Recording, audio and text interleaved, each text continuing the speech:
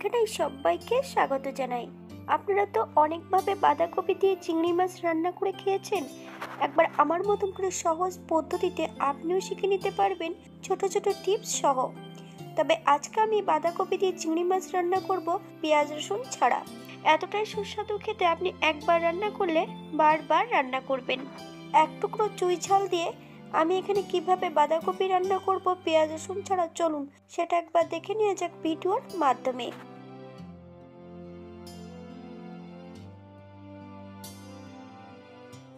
আজকে রান্না করব বাঁধাকপি দিয়ে চিংড়ি মাছ। এখানে আমি মিডিয়াম সাইজের একটা বাঁধাকপি একটু মোটা মোটা করে কেটে নিয়েছি। তবে আপনারা আপনাদের পছন্দ মতন বাঁধাকপিটা কেটে নিতে পারেন। সম্পূর্ণ বাঁধাকপিটা আমি ভাপিয়ে রেখেছি, তবে ভাপানো মানেটা কি আমি আপনাদের পরে বলে দেব। সম্পূর্ণ বাঁধাকপিটা ভাপিয়ে জল ঝরিয়ে রাখা আছে।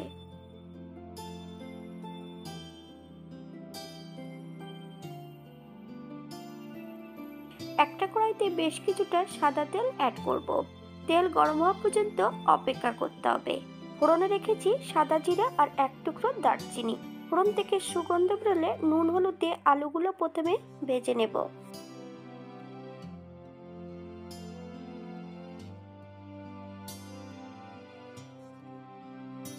বাঙালি রান্না ঘরোয়া উপকরণ দিয়ে। আপনাদের যদি রান্নাগুলো পছন্দ হয় তাহলে চ্যানেলটি সাবস্ক্রাইব করে দিয়ে পাশে থাকবেন।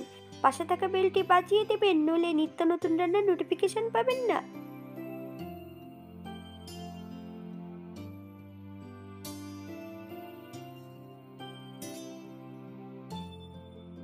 এই পর্যায়ে অ্যাড করব বেশ কিছুটা কাঁচা লঙ্কা।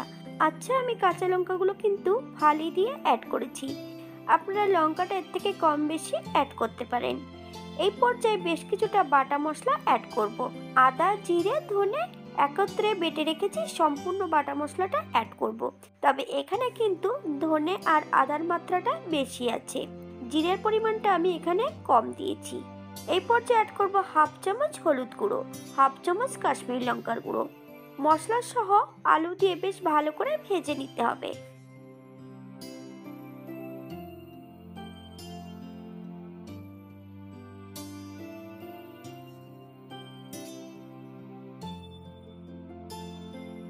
আমি রান্নাটি করছি মিডিয়াম আঁচে। এই পর্যায়ে অ্যাড করব বেশ কিছুটা চিংড়ি মাছ। চিংড়ি মাছগুলোকে আমি আমার মতন করে পরিষ্কার করে নিয়েছি। আপনারা একবার স্ক্রিনের দিকে ফলো করবেন।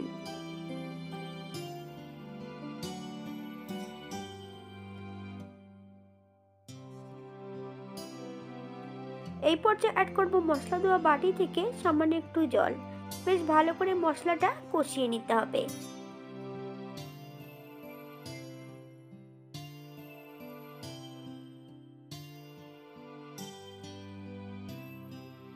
এই পর্যায়ে একবার আলুগুলোকে চেক করে নিতে হবে সেদ্ধ হয়েছে কিনা।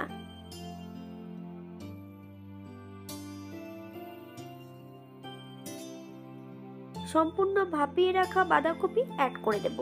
প্রথমে 4 থেকে 5 মিনিটের মতন হাই ফ্লেমে রান্না করে নিতে হবে। অন্য ভিডিওতে আমার বাঁধাকপি ও ফুলকপি ভাপিয়ে নেওয়ার পদ্ধতি দেওয়া আছে, আপনারা একবার চ্যানেলটি ঘুরে দেখে নেবেন। তবু আমি এখানে বলে দিচ্ছি বাঁধাকপি বা ফুলকপি ভাপিয়ে নেওয়ার পদ্ধতি। ফুটান্ত জলের মধ্যে একটা তেজপাতা দারচিনি অ্যাড করতে হবে। সম্পূর্ণ কেটে রাখা বাঁধাকপিগুলো অ্যাড করতে হবে। গ্যাসের ফ্লেমটা অফ করে দিয়ে 5 থেকে 7 মিনিটের মতন ঢাকা দিয়ে রেখে দিতে হবে। তারপর জল ঝরিয়ে নিলেই কিন্তু হবে।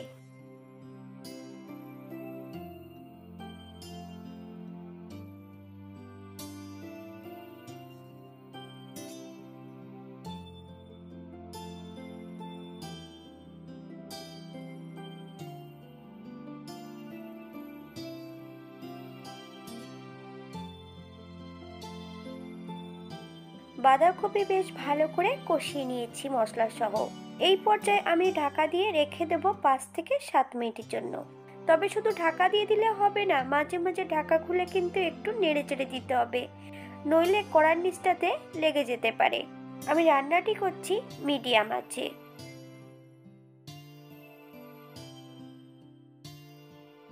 7 মিনিট পর আপনারা একবার স্ক্রিনের দিকে ফলো করবেন।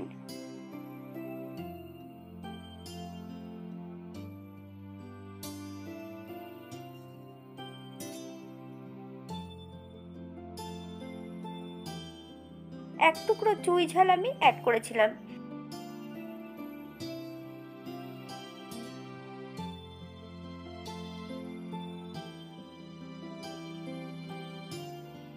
এই পর্যায়ে অ্যাড করবো 1 চামচ চিনি। আপনারা যদি পছন্দ করেন তাহলে পরিমাণে বাড়িয়ে দিতে পারেন। চিনি অ্যাড করার পর মিডিয়াম আঁচে 3 থেকে 4 মিনিটের মতন বেশ ভালো করে রান্না করে নিতে হবে, নইলে চিনির কাঁচা গন্ধটা থেকে যেতে পারে।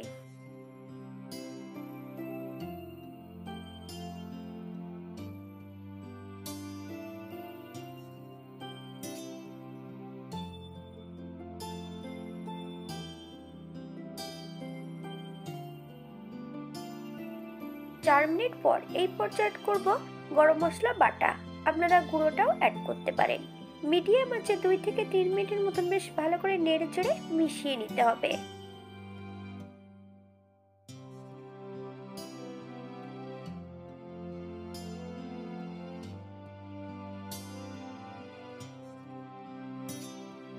এক চামচ ঘি আপনারা যদি পছন্দ করেন তাহলে পরিমাণে বাড়িয়ে দিতে পারেন।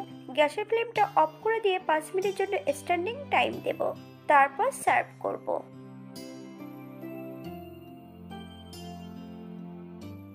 এটা দেখতে যেমন ভারী সুন্দর হয়েছে, গরম ভাতে, রুটি, পরোটা সবকিছুর সঙ্গে অসম্ভব ভালো লাগবে।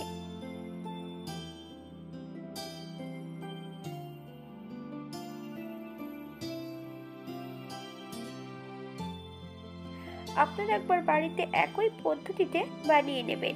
যারা নিরামিষ খাবেন তারা অবশ্যই চিংড়ি মাছটা বাদ দিয়ে দেবেন।